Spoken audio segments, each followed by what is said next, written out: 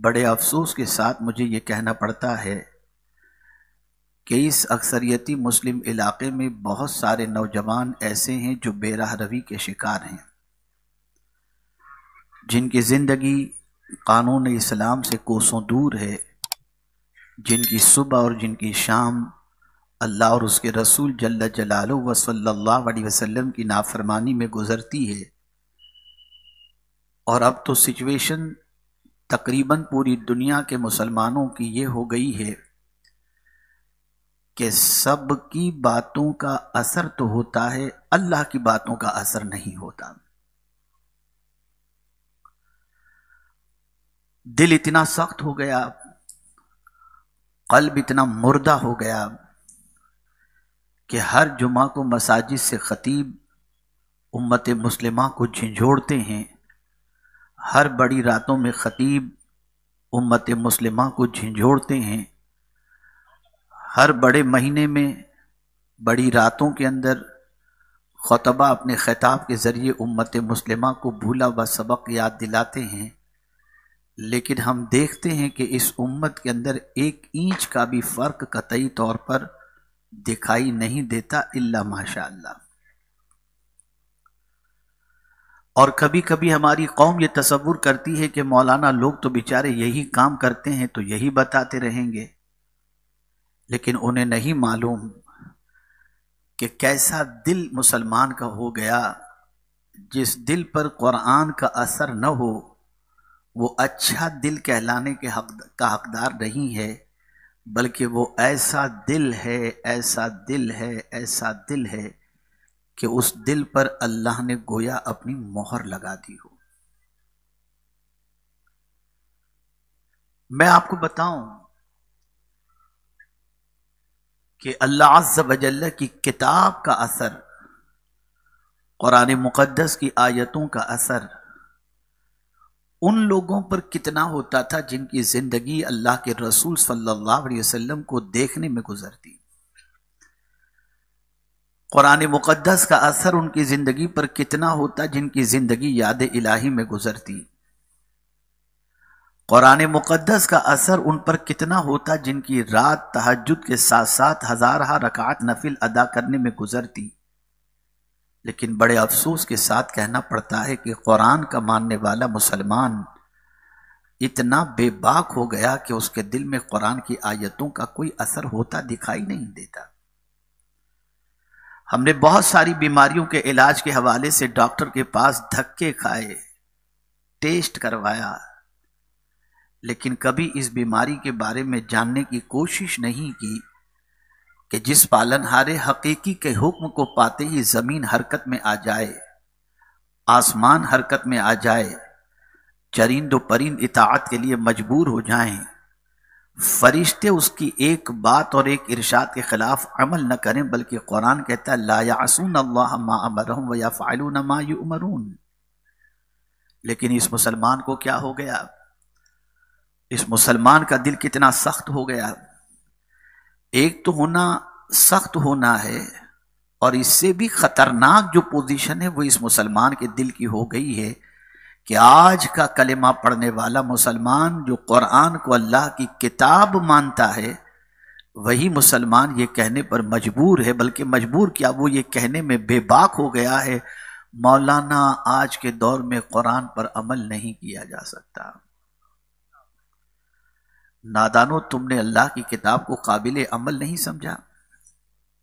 وہ کتاب جس کتاب کی عظمت کا عالم یہ ہے کہ اس کتاب کی حفاظت کا ذمہ خود اللہ رب العزت جل جلالہ نے لیا، وہ کتاب جس کو دیکھنا بھی عبادت، جس کو پڑھنا بھی عبادت، جس کو سننے پر اللہ رحم و کرم کی بارشیں نازل فرمائے، اس کتاب کے بارے میں اگر تم یہ کہو کہ یہ کتاب آج کے دور میں قابل عمل نہیں، اس پر عمل ممکن نہیں ہے، تو میں بھی یہ کہنے میں حق بجانب ہوں کہ پھر ترقی کا انتظار مت کرنا، زوال سے تم کو دنیا کی کوئی طاقت نہیں نکال سکتی۔ یہ کتاب آئی ہی اس لیے کہ اس کو تھامنے والے کو یہ کتاب بلندی عطا کرے۔ میں ایک حدیث کی روشنی میں مسلمانوں کی پستی کا سبب بھی بتا دوں اور مسلمانوں کے عروج کی وجہ بھی بتا دوں تاکہ ایک حدیث کی روشنی میں آپ اپنے عروج و زوال کی داستان کو سمجھ سکیں اور عروج و زوال کے سبب کو سمجھ سکیں۔ اللہ کے رسول صلی اللہ علیہ وسلم نے ارشاد فرمایا قرآن کے بارے میں، ان اللہ یرفع بہذا القرآن اقواما ویدع بہ آخرین۔ اللہ کے رسول صلی اللہ علیہ وسلم ارشاد فرماتے ہیں کہ اس کتاب کی وجہ سے اللہ عز و جل ایک قوم کو بلندی عطا کرے گا، اور اس کو چھوڑنے کی وجہ سے ایک قوم کو اللہ عز و جل تباہ کر دے گا، پستی کی طرف لے جائے گا۔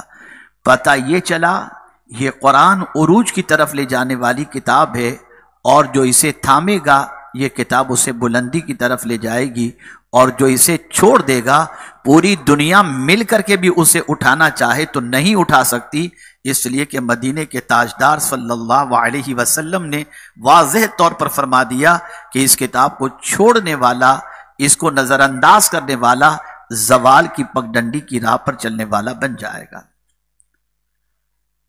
اللہ کے کتاب کا اثر، قرآن مقدس کی آیتوں کا اثر اگر مسلمان کی زندگی پر نہیں پڑتا تو آپ نے بڑا سمجھا کس کو ہے؟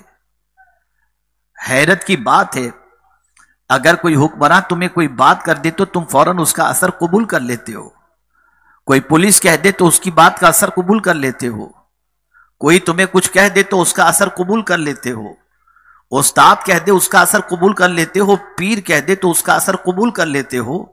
نادانو، خدا سے بڑا بھی کوئی ہے؟ آخر کیا ہو گیا؟ جو رب تمہیں رزق دے رہا ہے، ہمیں رزق دے رہا ہے، ہمیں جس نے زندگی دی، ہمیں جس نے پیدا کیا، ہمیں جس نے ماں باپ جیسی عظیم دولت دی، ہمیں بیوی بچے دیے، ہمیں عزت دی، ہمیں ایمان دیا، یہ سب کچھ دینے والی ذات تو اللہ کی ہے۔ ہم سب کی باتوں کا اثر قبول کرتے ہیں، اللہ کے کلام کا اثر ہمارے دل پر ہوتا دکھائی نہیں دیتا۔ اس سے بڑھ کر کے سخت دلی اور کیا ہو سکتی ہے؟ اس سے بڑھ کر کے ہماری قساوت قلب کی پوزیشن اور کیا ہو سکتی ہے؟ جو دل اتنا سخت ہو جائے، اس دل کی وجہ سے وہ انسان تباہی اور بربادی کے دہانے پر پہنچ جاتا ہے، اس کی قسمت کے اندر پھر ترقی مضمر نہیں ہوا کرتی۔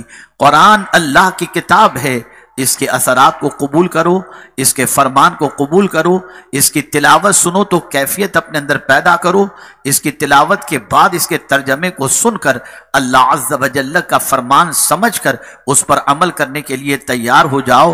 جب تک کہ یہ کیفیت تمہارے اندر پیدا نہیں ہوگی، اس وقت تک تمہاری زندگی میں کبھی عروج آ ہی نہیں سکتا، کامیابی آ ہی نہیں سکتی، اس لیے کہ یہی وہ کتاب ہے جس کو تھام کر عرب کے بدو تاجدار بن گئے، یہی وہ کتاب ہے جس پر عمل کرنے کے بعد بہت ساروں کو ولایت کا مرتبہ نصیب ہو گیا، یہی وہ کتاب ہے جس کی بتائی ہوئی گائیڈ لائن کو فالو کرنے کے بعد وہ انسان جو دنیا میں غیر متعارف تھا مشہور و معروف بھی ہو گیا، اور یہی وہ کتاب ہے جس کو تھامنے کے بعد اللہ عز و جل دنیا اور آخرت میں سرخ روئی عطا فرماتا ہے، اور یہی وہ کتاب ہے جو قبر میں بھی دل بہلائے گی اور میدان محشر میں عروج کا سامان بن کر بلند و بالا مقام تک لے جائے گی۔ دنیا کی کوئی مصیبت ایسی نہیں جس کا علاج اللہ نے اپنی کتاب میں نہ رکھا ہو، دنیا میں کوئی تکلیف ایسی نہیں جس کے حل اللہ نے اپنی کتاب میں نہ رکھا ہو، دنیا میں کوئی ایسا راستہ کامیابی کا نہیں ہے جو اللہ کی کتاب نے نہ بتایا ہو۔ میرے پیارے آقا صلی اللہ علیہ وسلم کے پیارے دیوانوں، یہی وجہ ہے کہ لوگ قرآن پڑھا بھی کرتے، قرآن سمجھا بھی کرتے، اور قرآن کو عمل کی کتاب تصور کرتے ہوئے اس پر عمل بھی کیا کرتے۔ میں نے کل ہی رات ایک بیان کے اندر کہا تھا، حیرت کی بات ہے، ڈاکٹر اگر آپ کو پرسکرپشن لکھ کر کے دیتا ہے تو آپ اس پرسکرپشن کو لے کر اپنی جیب میں رکھیں گے تو آپ کو شفا نہیں ہوگی۔ ڈاکٹر نے پرسکرپشن کے اندر جو ٹیبلٹ، جو میڈیسن لکھی ہے، آپ اسے جا کر خریدو، خریدنے کے بعد اتارو، جب پیٹ میں وہ چیز جائے گی تو اس کا فائدہ نظر آئے گا۔ نادانو، ڈاکٹر کے لکھے ہوئے پرسکرپشن کو تو ان سے پڑھنے کی حد تک نہیں رکھتے بلکہ اس میں موجود انسٹرکشن کو فالو کرتے ہو، لیکن جب میرا کریم تم کو قرآن کے ذریعے کہتا ہے یہ کرو، کرنا करने के लिए तैयार नहीं, इससे बचो, बचने के लिए तैयार नहीं, और समझते हो तुम कामयाब हो जाओगे, तुम्हारी बीमारियां खत्म हो जाएंगी, तुम्हारी परेशानियां खत्म हो जाएंगी। मेरे प्यारे आका सल्लल्लाहु अलैहि वसल्लम के प्यारे दीवानों, ये बिल्कुल मुमकिन नहीं है। आइए मैं आपको समझाता हुआ चलूं, कुरान मुकद्दस की असर अंगेजी किस तरीके से थी, लोगों ने कुरान का असर किस तरीके से कबूल किया, ताकि आपके अंदर भी जज्बा पैदा हो सके। इसलिए कि इंसानों के बारे में सुनने के बाद अपनी तबीयत को उस तरफ माइल करने की कोशिश करता है। अल्लाह अकबर। यही वजह है कि कुरान मुकद्दस के अंदर कसस भी मौजूद हैं, यही वजह है कुरान मुकद्दस में औलिया का तरीक़े हयात भी मौजूद है, यही वजह है कि कुरान मुकद्दस में नेक बंदों के औसाफ भी मौजूद हैं, और यही वजह है कि कुरान मुकद्दस के अंदर मोमिनीन के औसाफ भी मौजूद हैं, और इसी तरीके से मुनाफिकीन की कैफियत का तस्करा भी मौजूद है, ताकि उससे बचा जाए और मोमिनीन के औसाफ अपनी जिंदगी में पैदा करके उस राह पर चला जाए जो राह कामयाबी की राह है, जो राह कामरानी की राह है। मैंने जिस आये करीमा की तिलावत का शर्फ हासिल किया, सबसे पहले उसका तर्जमा समाअत फरमा लें, ताकि आपके जहन में कुछ बात बैठ सके और आप कुरान मुकद्दस के तर्जमे को पेश नजर रखते हुए समझ सकें कि अल्लाह की किताब की तासीर किसके अंदर पैदा होती है, और जो असर को कबूल कर लेता है उसके लिए क्या दर्जात अल्लाह अज़्ज़ व जल्ल ने रखे हैं। मैंने तिलावत की, वबश्शिरिल मुख़बितीन अल्लज़ीना इज़ा ज़ुकिरल्लाह वजिलत कुलूबुहुम वस्साबिरीना अला मा असाबहुम वलमुक़ीमिस्सलाह व मिम्मा रज़क़नाहुम युनफ़िक़ून। अल्लाहु अकबर। अल्लाह अपने महबूब से फरमा रहा है, अल्लाहु अकबर। हालांकि खुद कह रहा है, खुद फरमा रहा है, और कहता है अपने महबूब से तुम भी फरमा दो। पता चला जो बात अल्लाह फरमा रहा है वो कितनी अजमत वाली होगी, और महबूब से जो बात कहलवा रहा है वो कितनी अजमत वाली होगी। अल्लाह अज़्ज़ व जल्ल इरशाद फरमाता है, वबश्शिरिल मुख़बितीन, ऐ मेरे महबूब खुशी सुना दो उन तवाज़ो करने वालों को। अल्लाह अकबर। तवाज़ो, आजिज़ी, इनकिसारी, अगर किसी की जिंदगी के अंदर ये चीज पैदा हो जाए, घमंड ना हो, तकब्बुर ना हो, अकड़ ना हो, और उसके अंदर तवाज़ो हो, तो अल्लाह अज़्ज़ व जल्ल के प्यारे हबीब सल्लल्लाहु अलैहि वसल्लम के जरिए अल्लाह उसको खुशखबरी सुनाने का पैगाम अता फरमाता है।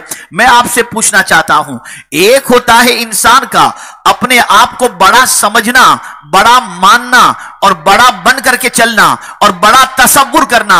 अगर कोई खुद को बड़ा तसव्वुर करता है, अल्लाह उसे छोटा बना देता है, उसे जलील कर देता है, उसे रुसवा कर देता है, इसलिए कि उसने वाज़ेह तौर पर फरमा दिया, किब्रियाई मेरी चादर है, जो इसे घसीटने की कोशिश करेगा मैं उसे तार तार कर दूंगा। इबादत करके भी तकब्बुर न करो, दौलत की बुनियाद पर भी तकब्बुर न करो, इख्तिदार की बुनियाद पर भी तकब्बुर न करो, सारी किब्रियाई अल्लाह के लिए है। इसीलिए हम पैदा होते हैं तो हमारे कानों में आवाज पहुंचाई जाती है, अल्लाह अकबर, अल्लाह अकबर, अल्लाह सबसे बड़ा है, अल्लाह सबसे बड़ा है। ये बात हमेशा के लिए जहन में रख लो, अल्लाह सबसे बड़ा है, कभी भी तकब्बुर न करना। और अगर कोई बंदा इल्म के एतबार से बड़े मुकद्दस मकाम पर फाइज है, और इसी के साथ साथ दौलत का अंबार उसके पास मौजूद है, इक्तिदार की कुर्सी पर बैठा हुआ है, लेकिन अकड़ता नहीं है, तवाज़ो करता है, तो एक होता है, जुमले पर तवज्जो चाहूंगा, एक होता है खुद को बुलंद समझना और खुद के अंदर तकब्बुर पैदा करना, और एक होता है खुद को कुछ न समझना और मुतवाज़े हो जाना। तो फिर मेरा करीम उस तवाज़ो इख्तियार करने वाले, खुद को कुछ न समझने वाले, आजिज़ी और इनकिसारी से जिंदगी गुजारने वाले को अब अपने हबीब से कहलवाता है, मेरे महबूब तुम ही इनको खुशखबरी सुना दो। तो हुजूर फरमाते हैं, मन तवाज़ा लिल्लाह फ़क़द रफ़अहुल्लाह, जो अल्लाह के लिए तवाज़ो इख्तियार करे अल्लाह उसे बुलंदी अता फरमा देता है। अब आप देखें, सब कुछ होते हुए अगर कोई तवाज़ो इख्तियार करे, सब कुछ होते हुए अगर कोई मुनकसिरुल मिजाज हो, मुतवाज़े हो, तो रब अपने महबूब से फरमाता है, खुशखबरी सुना दो मेरे महबूब, खुशखबरी सुना दो। अल्लाह अकबर, कुर्बान जाइए। अल्लाह अपने महबूब से फरमाता है, खुशखबरी सुना दो मुतवाज़े को, तवाज़ो करने वालों को। अब ये तवाज़ो करने वाले कौन हैं? آپ بھی کہیں گے میں تو بہت منکسر المزاج ہوں، میں تو بہت نرمی سے لوگوں سے پیش آتا ہوں، مجھے گھمنڈ نہیں ہے کہ اللہ نے مجھے اتنے کروڑ روپے عطا فرما دیے، مجھے گھمنڈ نہیں ہے کہ میں اقتدار کی کرسی پر بیٹھا ہوں۔ آپ کے ہمارے متواضع کہنے سے ہم نہیں بن جائیں گے۔ اللہ نے ہر ایک کو کھولا ہے، متقی کو بھی کھولا ہے۔ ہم کہیں پرہیزگار ہیں تو قرآن نے کہا تمہارے کہنے سے تم پرہیزگار نہیں ہوگے، متقین کی تعریف پہلے دیکھو تمہارے اندر ہے۔ اگر وہ صفات تمہارے اندر ہے تو تم متقی ہو۔ گلے میں مالا پہننے سے کوئی متقی نہیں بن جاتا، اسی لیے قرآن نے کھولا ھدی للمتقین الذین یؤمنون بالغیب ویقیمون الصلاۃ ومما رزقناہم ینفقون۔ متقی وہ ہیں جو غیب پر ایمان رکھتے ہیں، نماز قائم کرتے ہیں، اللہ کے دیے ہوئے میں سے اللہ کے نام پہ لٹاتے ہیں۔ اور پھر ایک اور مقام پر متقین کو کھولا تو قرآن نے کہا اعدت للمتقین الذین ينفقون فی السراء والضراء والکاظمین الغیظ والعافین عن الناس واللہ یحب المحسنین۔ جنت تو متقیوں کے لیے سجائی گئی ہے۔ کون ہے متقین؟ جو خوشی میں بھی اللہ کے نام پہ دیتے ہیں اور غم میں بھی اللہ کے نام پہ عطا کرتے ہیں، غصے کو پی جانے والے ہیں، لوگوں کی خطاؤں کو معاف کرنے والے ہیں، اور اللہ نیکی کرنے والے سے محبت فرماتا ہے۔ تو یہاں بھی اللہ عز و جل نے متواضع کو کھولا کہ کون ہے جس کے اندر تواضع موجود ہے۔ اب اس تواضع کرنے والے کو اور تواضع اختیار کرنے والے کی جو صفات بیان اللہ نے فرمائی، اس میں پہلی صفت ہے الذین اذا ذکر اللہ وجلت قلوبہم۔ جو متواضع ہوگا، جس کے اندر عاجزی انکساری ہوگی، جب اس کے سامنے اللہ کا ذکر کیا جائے، اللہ کی کتاب پڑھی جائے، اللہ کا فرمان سنایا جائے، تو اس کا دل کانپنے لگتا ہے، اس کا دل لرزنے لگتا ہے، اس کے دل پر اللہ کی آیات کے اثرات پیدا ہوتے ہیں، اور وہ یہ سوچتا ہے یہ میرے رب کا فرمان ہے، یہ معبود برحق کا فرمان ہے، یہ سب سے بڑے کا فرمان ہے۔ یہ سنتے ہی وہ لرزنے لگتا ہے، اس کا دل کانپنے لگتا ہے۔ مفسرین فرماتے ہیں کانپنے سے مراد کیا ہے جانتے ہو؟ ایک مفسر فرماتے ہیں جس طرح کرنٹ لگتے ہی آدمی ہلنے لگتا ہے، ایسے ہی اللہ کی آیات کو سن کر کے جو متواضع بندہ ہے وہ کانپنے لگ جاتا ہے یہ ہماری کیفیت؟ کیا ہماری زندگی میں اللہ کے کلام کا اثر ہے؟ کیا اللہ کی آیتوں کو سننے کے بعد ہمارے رونگٹے کھڑے ہوتے ہیں؟ نہیں، بالکل نہیں۔ ہم تو سنتے ہیں اور سو جاتے ہیں۔ ہزارہ آیتیں، ہزارہ احادیث آپ کی سماعتوں کے حوالے علماء نے کی ہوں گی، لیکن میں سمجھتا ہوں الا ماشاء اللہ جیسے تھے ویسے ہی ہیں، کوئی فرق نہیں۔ اور یوں سمجھتے ہیں موج مستی کی عمر ہے، کرو کھاؤ پیو اور زندگی گزارو۔ اے نادانو، ہوش کے ناخن لو۔ میرے پیارے آقا صلی اللہ تعالی علیہ وسلم کے پیارے دیوانوں، تو قرآن متواضع بندوں کی صفت بیان کرتا ہے الذین اذا ذکر اللہ وجلت قلوبہم والصابرین علی ما اصابہم۔ اللہ اکبر۔ اور جو افتاد پڑے اس کے سہنے والے، جب کوئی مصیبت آ پڑتی ہے، جب کوئی تکلیف آ پڑتی ہے تو یہ شور و گل نہیں کرتے۔ جو متواضع ہیں وہ اللہ کی آیتوں کو سننے کے بعد ان کا دل کانپنے لگتا ہے، اور جو مصیبت ان پر آتی ہے شور نہیں کرتے، معبود کی شکایت نہیں کرتے، معبود کا شکوہ نہیں کرتے کہ یہ ساری مصیبتیں ہمارے دروازے پر کیوں۔ اے اس علاقے میں بسنے والے مسلمانوں، میں تم سے پوچھنا چاہتا ہوں مصیبت کس کی طرف سے آتی ہے؟ تکالیف کس کی طرف سے آتی ہے؟ آزمائشیں کس کی طرف سے آتی ہیں؟ تو خود قرآن نے فرمایا قُلْ لَن يُصِيبَنَا إِلَّا مَا كَتَبَ اللَّهُ لَنَا هُوَ مَوْلَانَا وَعَلَى اللَّهِ فَلْيَتَوَكَّلِ الْمُؤْمِنُونَ۔ میرے محبوب آپ فرما دیجئے کہ مصیبتیں وہی تمہیں پہنچتی ہیں، انہی کو وہی مصیبتیں پہنچتی ہیں جو اللہ نے لکھ دی ہیں۔ تو جس نے مصیبتیں لکھی ہیں اور مصیبتیں جس کے اذن سے پہنچتی ہیں، تو اب تم ادھر ادھر مصیبتوں کا علاج تلاش نہ کرو۔ اگر تم علاج تلاش کرنا چاہتے ہو وہ مولانا، وہی تو ہمارا مولا ہے، وہی تو ہمارا مالک ہے۔ اب مومنین کو چاہیے وَعَلَى اللَّهِ فَلْيَتَوَكَّلِ الْمُؤْمِنُونَ، مومنین کو چاہیے اپنے رب پر بھروسہ کرے اور کہے تو نے مصیبت بھیجی، تو نے امتحان میں گرفتار کیا ہے، اگر تو چاہے گا تو پل کے جھپکتے یہ امتحان ختم ہو جائے گا۔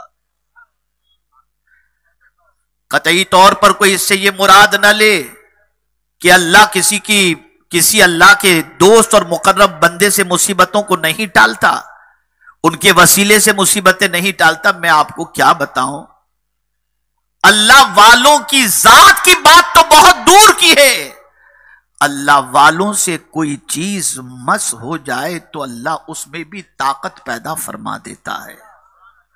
کیا آپ کو نہیں معلوم حضرت یعقوب علیہ الصلوۃ والتسلیم اپنے بیٹے، خود نبی ہیں، اپنے بیٹے کی جدائی میں اتنا روتے ہیں کہ آنکھوں کی بینائی چلی جاتی ہے۔ یہ بینائی آئی کیسے آئی؟ تو قرآن کہتا ہے اذهبوا بقمیصی ھذا فالقوه علی وجہ ابی یأتی بصیرا۔ یہ قمیص جو یوسف علیہ السلام کا قمیص تھا، کہا گیا یہ قمیص لے جاؤ اور یعقوب علیہ السلام کی آنکھوں سے لگاؤ۔ یعقوب علیہ السلام کی آنکھوں سے جیسے ہی قمیص یوسف رکھا گیا، اللہ نے فوراً بینائی کو واپس عطا فرما دی۔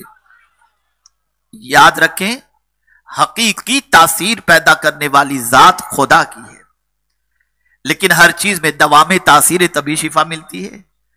اور اگر کوئی کہے کہ نہیں ہم تو بیمار ہوں گے تو اللہ سے شفا مانگیں گے، نادان تو ڈاکٹر کے پاس جاتا کیوں ہے؟ مسجد ہی میں چلا جا اور وہیں جا کر مسجد میں لیٹ جا، مولا شفا عطا فرما، مولا شفا عطا فرما۔ نہیں، دوا کرانے کا بھی حکم ہے، طبیب کے پاس جانے کا بھی حکم ہے، اور یہ یقین رکھنا ہے یہ شفا دینے والا نہیں ہے، شفا دینے والی ذات اللہ ہی کی ہے، لیکن اللہ نے یہ ذرائع رکھے ہیں شفا کو حاصل کرنے کے لیے۔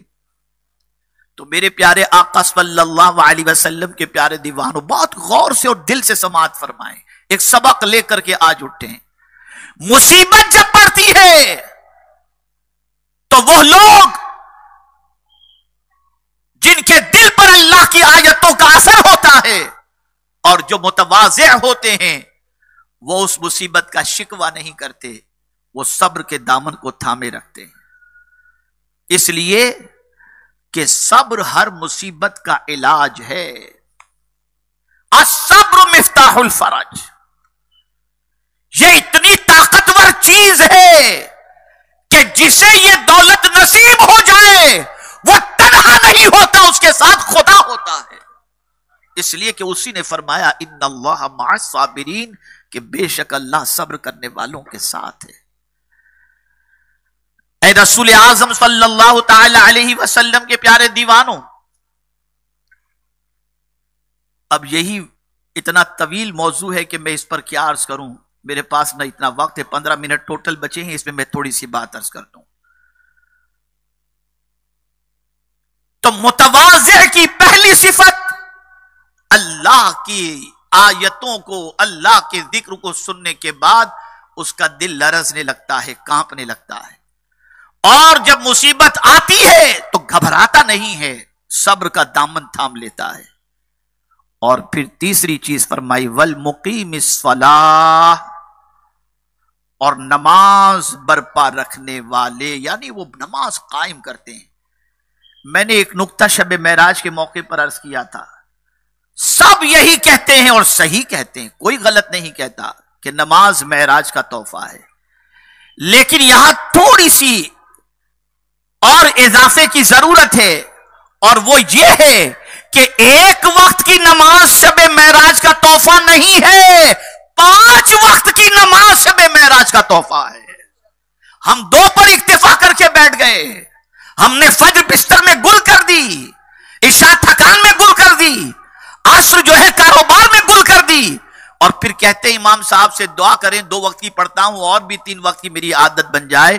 تو آپ کو تحفہ تو اللہ نے حضور کے ذریعے 5 وقت کی پہلے تو دیا تھا 50 وقت کا تحفہ, لیکن حضرت موسیٰ علیہ السلام کی وجہ سے کم ہوتے ہوتے 5 ہو گیا اور پھر یہ 5 وقت کی نماز ہو گئی. لیکن میرے کریم کی مہربانی پر قربان اور اس کے کرم پر قربان کہ پڑھو گے 5 ثواب ملے گا 50 کا ثواب ملے گا.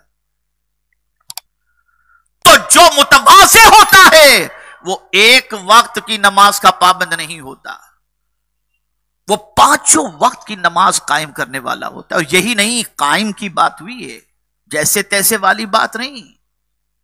شرائط نماز کا اہتمام, فرائض نماز کا اہتمام, واجبات نماز کا اہتمام, طریقہ نماز کا اہتمام. اور نماز جب پڑھتا ہے تو گم ہو جاتا ہے اپنے رب کی یاد کے اندر اور محبت میں. اللہ اکبر.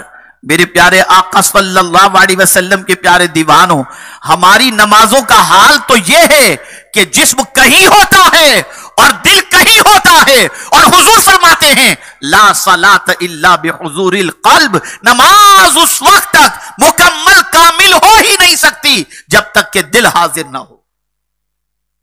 ہمارا دل کہاں ہے؟ میں اسی لیے یہاں پر ایک بڑی تعداد علماء کی موجود ہے.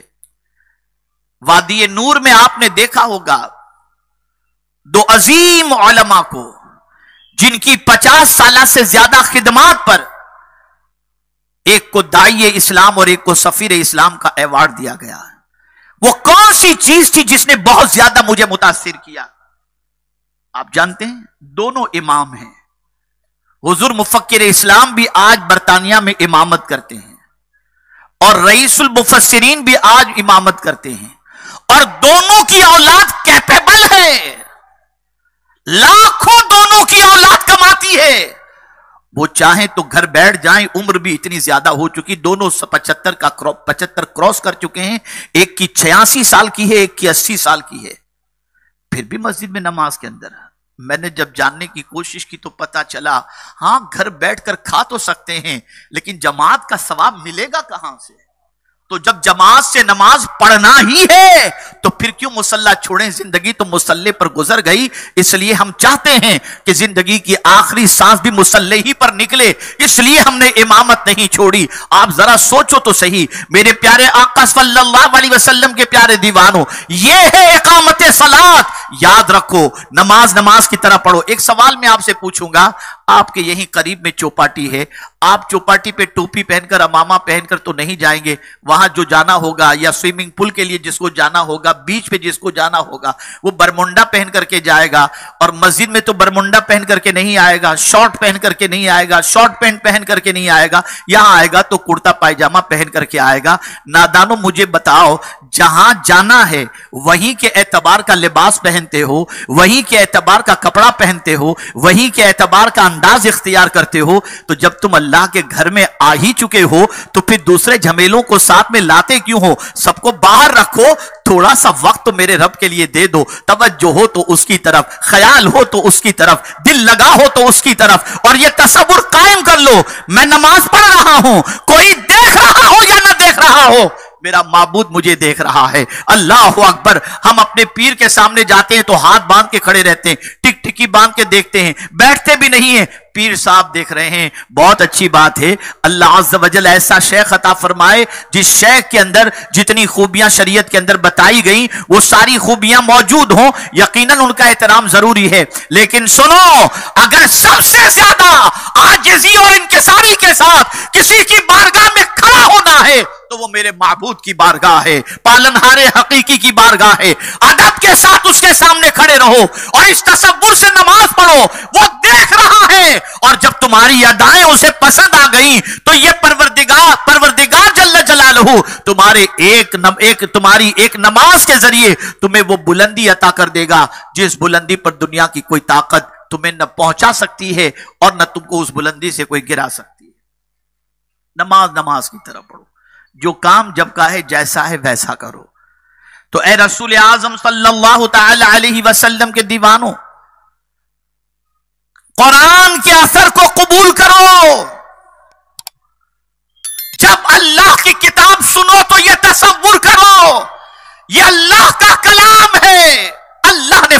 دیا, ہمارے معبود برحق نے فرما دیا.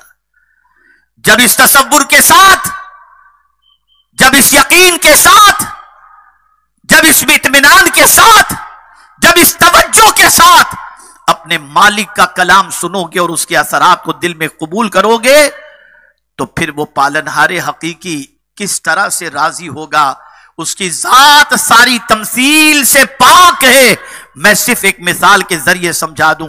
اگر ماں کی بات مان لو تو ماں خوش ہو جاتی ہے, باپ کی بات مان لو تو باپ خوش ہو جاتا ہے, استاد کی بات مان لو تو استاد خوش ہو جاتا ہے. اگر خدا کی بات مانو گے خدا خوش نہیں ہوگا.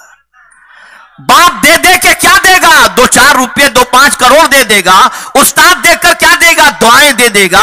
ماں دے کر کے کیا دے گی؟ دعائیں دے دے گی. اور اگر خدا راضی ہو گیا تو دونوں جہاں کی خوشیاں وہ عطا فرما دے گا. اس لیے مانو اس کی بات کو, اگنور مت کرو, نظر انداز مت کرو, اس کے فرمان کو دل و دماغ کے اندر محفوظ کرو. وقت اتنا نہیں کہ میں قرآن کی اثر انگیزی کی داستان آپ کے سامنے پیش کر سکوں, واقعات آپ کے سامنے پیش کر سکوں.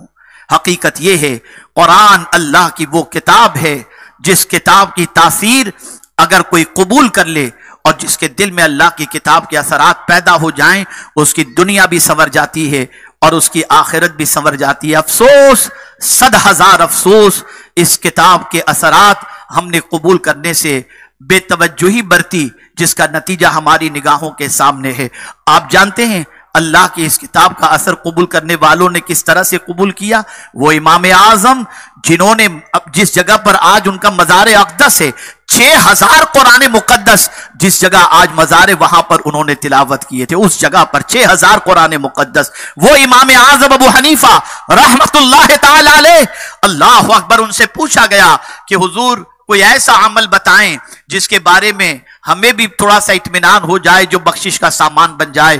ارشاد فرماتے ہیں میں نے زندگی میں بہت کچھ اللہ نے مجھے کرنے کی توفیق عطا فرمائی, لیکن جس عمل پر مجھے یقین ہے کہ اس کی وجہ سے میرا مولا مجھے بخش دے گا, وہ عمل بس اتنا ہے کہ میں نے اپنی زندگی میں کسی کی غیبت نہیں کی ہے. اور قرآن کہتا ہے وَلَا يَغْتَبْ بَعْدُكُمْ بَعْدًا اَيُحِبُّ أَحَدُكُمْ أَن يَأْكُلَ لَحْمَ أَخِيهِ مَيْتًا فَكَرِهْتُمُوهُ. اے رسول اعظم صلی اللہ علیہ وسلم کے دیوانوں, وہ امام اعظم جو 6,000 قرآن مقدس جس جگہ پر آج ان کا مزار اقدس موجود ہے وہاں انہوں نے ختم کیا. جانتے ہیں ایک رات مسجد میں نماز کے لیے پہنچے, امام نماز پڑھا رہے تھے, امام نے قرآن مقدس کی تلاوت کی اور سورہ زلزال پڑھا. اس نے امام صاحب نے سورہ زلزال کی تلاوت کی جس کے اندر آتا ہے فَمَن يَعْمَلْ مِثْقَالَ ذَرَّةٍ خَيْرًا يَرَهُ وَمَن يَعْمَلْ مِثْقَالَ ذَرَّةٍ شَرًّا يَرَهُ. امام اعظم سنے زارو قطار رونے لگے, آنکھوں سے آنسوں کا سیلاب جاری ہو گیا. جب نماز ختم ہوئی اور سارے مصلی مسجد سے نکل گئے تو امام اعظم ابو حنیفہ رحمت اللہ تعالی علیہ نے مسجد کے خادم سے کہا کہ آج کی رات مجھے مسجد میں رہنے دو, میں پوری رات آج مسجد میں رہنا چاہتا ہوں, تم باہر سے تالا لگا کے چلے جاؤ. خادم نے مسجد کے باہر سے تالا لگا دیا, امام صاحب اندر ہی رہے اور پوری رات امام صاحب نے نماز میں خرچ کی. صبح جب فجر کا وقت ہوا اور خادم نے مسجد کا دروازہ کھولا, کھول کے جب اندر گیا تو کیا دیکھتا ہے, امام اعظم مسجد کے ایک کنارے پر کھڑے ہیں اور اپنی داڑھی کو ہاتھ میں لے کر کے صرف اتنا عرض کرے اے اللہ تو نے اگر نعمان کو بخش دیا تو یہ تیرا بہت کرم ہوگا, اے اللہ اگر تو نے نعمان کی مغفرت فرما دی تیرا بہت کرم ہوگا.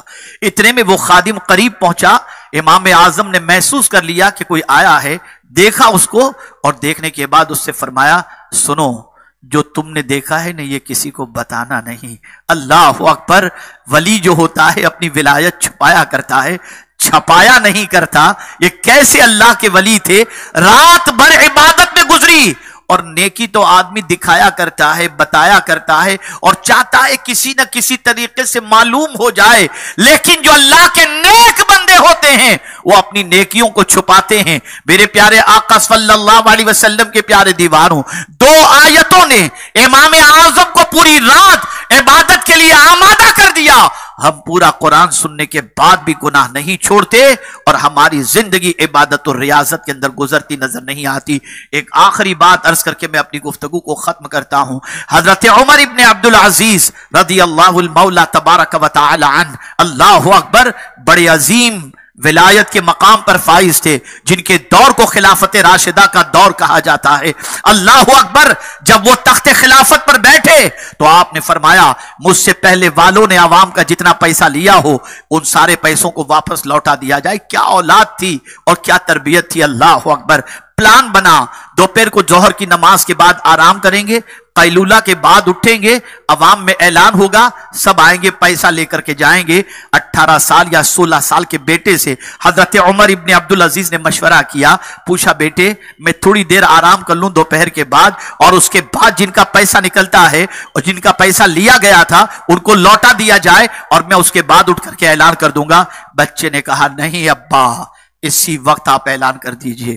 حضرت عمر ابن عبدالعزیز نے فرمایا بیٹے تم اتنی جلدی کی بات کیوں کر رہے ہو؟